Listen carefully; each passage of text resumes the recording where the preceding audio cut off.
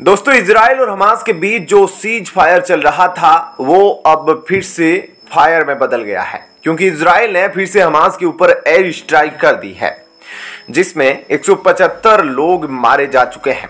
आपको बता दें कि इस युद्ध में पहले से ही 14,000 से ज्यादा लोग मारे जा चुके हैं और अब फिर से यह नंबर बढ़ता जा रहा है।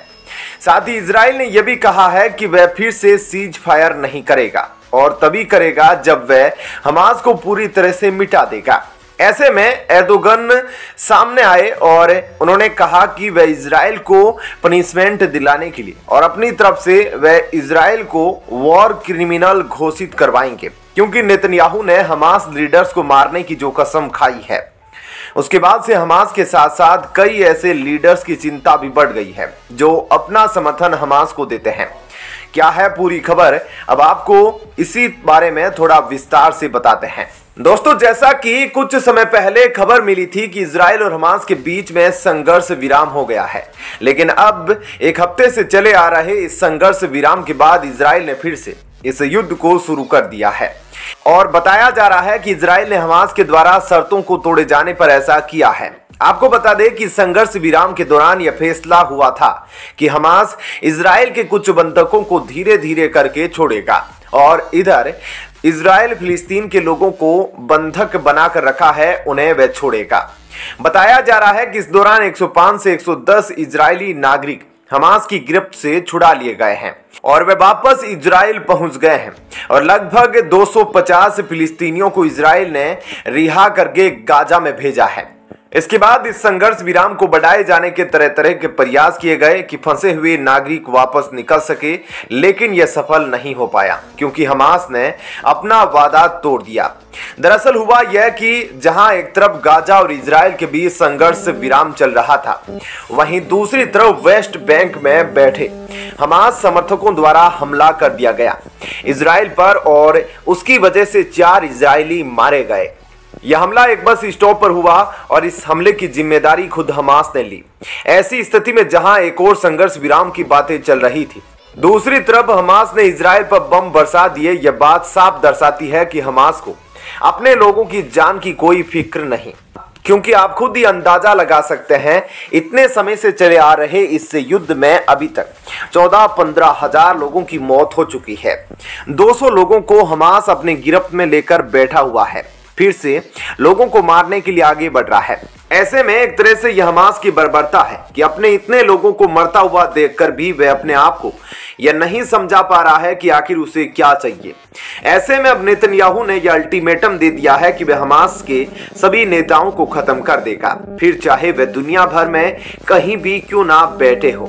ऐसे में इजराइल के इस बयान के बाद न सिर्फ हमास के लीडर्स के अंदर बेचैनी है, बल्कि तुर्की भी काफी बेचैन है और इसी वजह से इजराइल के प्राइम मिनिस्टर एर्दोगन ने नेतन्याहू को द बर्चर ऑफ गाजा नाम दे दिया है और कहा है कि इन्होंने गाजा के अंदर लोगों की हत्या की है। वह पूरे गाजा को अपने प्रभाव से खत्म कर रहा है। गाजा में मौतें हो रही है और वह इजराइल को पूरी तरह से वॉर क्रिमिनल घोषित करने के प्रयास करेंगे। खैर, इजराइल की तरफ से अब साफ तौर पर यह कह दिया गया है कि वह किसी भी तरह का नेगोशिएशन या युद्ध विराम नहीं करेगा, क्योंकि अब उसके भी युद्ध विराम के बाद शुरू हुए इस हमले में लगभग 200 के आसपास लोग मारे जा चुके हैं और इजराइल अभी तक भी अपने सभी बंधकों को नहीं छुड़ा पाया है। ऐसे में क्या कहना है आपका इस पर? जय हिंद, जय भारत।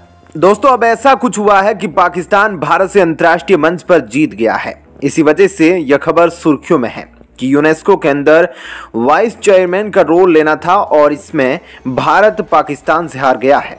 क्या है पूरा मामला, अब इस बारे में हम आपको थोड़ा विस्तार से बताते हैं।